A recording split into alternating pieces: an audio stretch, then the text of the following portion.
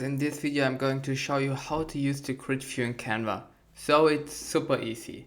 Why should you use it? For example, if you're working on social media posts whatsoever and you have several pages and you want to know how do they fit to each other, how do they look next to each other, you just click on this grid view button and all of a sudden you get this very nice grid view where you can see how those designs fit to each other.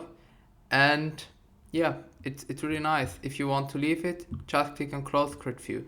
Another huge advantage of this is if you have a lot of pages and you want to jump on one, you again can click on grid view, click on the picture, close the grid view, and you're now in this design.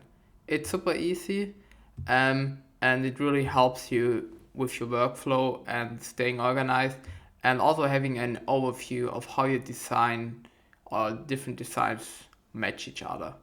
Thank you so much. I hope this video helped you. Bye.